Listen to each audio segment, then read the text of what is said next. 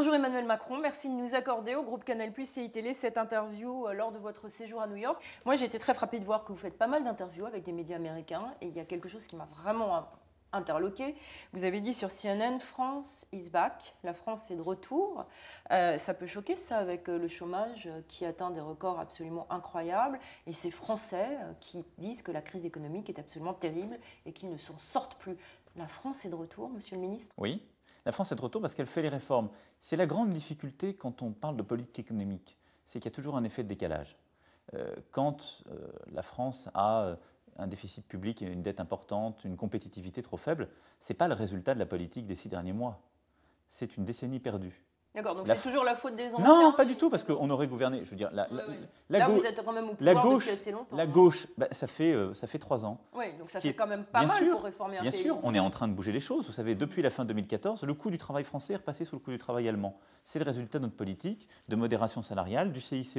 La compétitivité repart. En même temps, avec un taux de chômage incroyable. On redevient attractif. Et donc ça, je vais y venir. Oui. On ne retourne pas un pays économiquement en 2 ans. Ça prend plus de temps. L'Allemagne, dont on parle toujours, vous savez, elle tire les bénéfices aujourd'hui des réformes faites il y a 10 ans. C'est la grande cruauté de la politique économique, mais il faut l'assumer et il faut l'expliquer. Et donc tout ce qui se passe aujourd'hui dans les chiffres n'est pas le résultat de la politique qu'on mène, on est en train de l'infléchir, mais il faut le faire en profondeur. Et qu'est-ce qui fait qu'on a aujourd'hui encore trop de chômage? On a une croissance trop faible, donc l'objectif de notre politique économique, c'est d'accélérer la croissance. Et pour ça, l'investissement. On a pris plusieurs mesures pour encourager les investisseurs privés à repartir, à réinvestir. C'est bloqué depuis des années en France. Redonner confiance avec nos décisions. Quand on dit on est sérieux sur le plan budgétaire, on réforme le pays et on le modernise, ça aide. Attirer les investisseurs internationaux, c'est ce que je suis venu faire ici. C'est ce que vous êtes venu faire en attirant des grands investisseurs. Et on le voit depuis plusieurs mois, ça repart là-dessus. Et puis, donner plus de flexi-sécurité à notre marché du travail. Alors ça, je sais. Qu'est-ce qui fait que vous avez encore trop de chômage en France aujourd'hui? Vous avez un marché du travail qui est très rigide. Et donc, on est en train de réformer ça. Alors, je sais, moi, ce qui m'a intéressé aussi, c'est de lire ce que vous avez dit au New York Times, qui a fait un très long portrait de vous, en disant, voilà, à Las Vegas, vous étiez à une conférence et devant des investisseurs inquiets d'investir en France. Il dénonçait, je cite, l'impossibilité de travailler en France, le fait que l'impôt à 75% sur les salaires est quelque chose qu'ils n'ont jamais vu, les impôts sur les sociétés jugés trop chers, et vous avez dit, je suis d'accord sur tout. Oui. Vous êtes d'accord sur tout? Mais tout a été corrigé dans ce que vous avez dit. D'accord. Les 75% sont terminés et n'existent plus. L'impôt sur ce qu'on appelle les capital gains, donc les plus-values, a été aligné et il est même aujourd'hui, lorsque vous détenez pendant plus de 8 ans les actifs, plus favorable qu'aux États-Unis, puisque vous payez moins de 25% sur vos capital gains. Et le reproche qui était fait, c'était de dire vous ne pouvez pas inciter les managers à réussir, puisque quand vous voulez qu'un de vos managers ait 100, il faut lui verser 390 entre les charges de l'entreprise, personnel, les impôts. La loi que je porte et qui sera votée d'ici le 14 juillet, elle nous remet au standard international, c'est-à-dire sur la Grande-Bretagne et l'Allemagne. Donc je ne suis pas seulement d'accord, nous l'avons fait. Vous l'avez fait, mais en même temps, on vous accuse de ne pas être socialiste là-dessus. Mais vous savez, pour pouvoir redistribuer, c'est mieux de produire. Moi, je suis pour que les gens aient la possibilité d'avoir des opportunités, de tenter. Un pays qui bloque tout, qui devient statutaire, je ne sais pas s'il est de gauche, ce n'est pas ma conception. Donc moi, c'est quoi votre conception? Je veux un pays où les jeunes puissent tenter, avoir des opportunités, des accès. Donc il faut déverrouiller des secteurs entiers de l'économie, les transports, l'énergie, les professions juridiques et d'autres. Il faut déverrouiller pour que les jeunes à mérite égal puissent avoir accès. Ensuite, il faut que quand on échoue, on puisse rebondir très vite. C'était trop dur en France. On a réglé plein de sujets très concrets pour que quand on échoue dans la vie, on reparte plus vite. Et enfin, il faut réussir. Ça, c'est ce que vous dites. Ici, vous l'avez dit, il faut réussir. Mais je le dis en France de la même façon. Le succès individuel doit tirer le succès collectif. Et c'est tout ça qui fait qu'une économie a un dynamisme et repart. Nous ne sommes plus dans une économie de rattrapage. L'économie mondiale va très vite, elle est disruptive. Pour aller très vite, il faut des acteurs mobiles. Si on les bloque, on rate le train de la reprise mondiale. Et en même temps, être de gauche, c'est donc dire on donne des opportunités, y compris à ceux qui sont hors du système, pour participer à cette réussite, ce qui n'est pas le cas dans notre pays, et on redistribue, on protège les gens. On leur demande de prendre plus de risques et on les protège davantage. Vous faites des réponses longues et on n'a pas beaucoup de temps. Je voulais simplement vous dire, quand je vous écoute, moi j'ai l'impression quand même que ça, c'est un discours qu'un homme de droite pourrait tout à fait tenir. Et c'est ça qui m'intéresse dans votre parcours. Est-ce que vous vous sentez vraiment socialiste? C'est une question non pas à la recherche de la petite phrase, mais à la recherche du vrai Macron. Vous êtes qui, Emmanuel Macron? Écoutez, moi je me sens pleinement de gauche, c'est ma conviction profonde, sinon je ne me serais pas engagé. Mais après la question c'est, qu'est-ce que c'est être de gauche? C'est avoir la carte d'un parti. Vous n'avez jamais eu votre carte? J'ai eu ma carte. Vous avez milité au Parti Socialiste? J'ai été encarté, comme on dit, au Parti Socialiste pendant plusieurs années. Mais aujourd'hui, est-ce que vous considérez que les partis ont des valeurs très précises?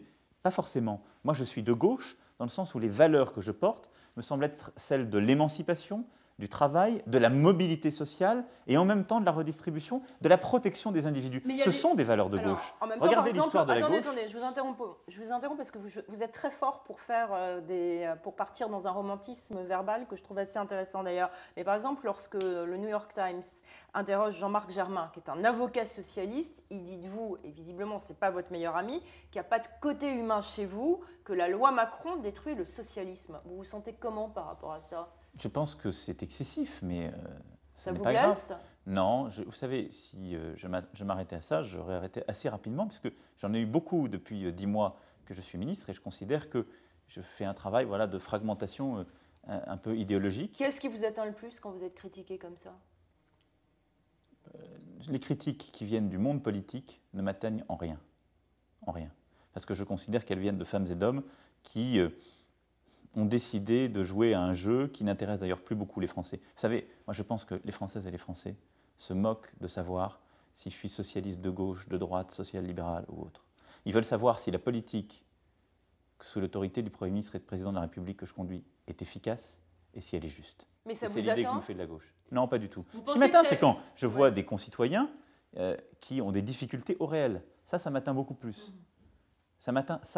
C'est pour ça que je me bats. Mais vous pensez que ça allait être aussi dur? Parce que c'est quand même pas facile. Vous êtes critiqué tout le temps. Mais dont acte, ça veut dire que les choses bougent. Je n'ai pas choisi, vous savez, d'accepter cet engagement, parce que c'est un engagement pour avoir un quotidien. Ça ne m'intéresse pas. Qu'est-ce qui vous intéresse? De faire bouger les lignes. Premier ministre, ça vous intéresse? Non, il ne faut jamais... Vous savez... Ah ben moi je suis à l'américaine. Oui, mais vous avez raison. Excusez-moi, on parle de Macron Premier ministre. Est-ce que ça vous intéresse? Mais comme ça ne vous a pas échappé un Premier ministre actuel, moi je sais ce que je sais faire. Ce que je fais aujourd'hui, j'essaie de le faire au mieux. Si je vous disais j'ai envie de devenir demain Premier ministre ou président, c'est m'inscrire dans la lignée des carrières politiques d'hier. C'est comme ça qu'on a fait de la politique pendant des décennies. Votre modèle politique, c'est qui? J'en ai pas. Ah d'accord. Mais parce que c'est comme si vous demandiez à quelqu'un, on est là pour ça aujourd'hui à New York, puis tout à l'heure à Boston, demandez à un entrepreneur si son modèle, c'est celui qui a créé Danone ou moi, je connais celui beaucoup qui a créé la d'entrepreneurs qui me BNP. disent ici que leur modèle, c'est Bill Gates. Oui, mais c'est quelqu'un qui fait partie d'une nouvelle économie. La question, il y a des gens qui font partie de la nouvelle politique. La question, c'est la nouvelle politique, elle est en train d'émerger, mais je pense qu'elle n'a pas émergé. Ça veut dire quoi, ça? Ça veut dire qu'elle n'a pas émergé. Je regarde même certains de mes contemporains qui sont en train de construire leur destin personnel à gauche ou à droite. Ils le font par mimétisme avec ce qui a été fait il y a 20, 30 ou 40 ans. Donc vous voulez tout réformer? Ça veut dire une ambition personnelle projetée dans un appareil politique.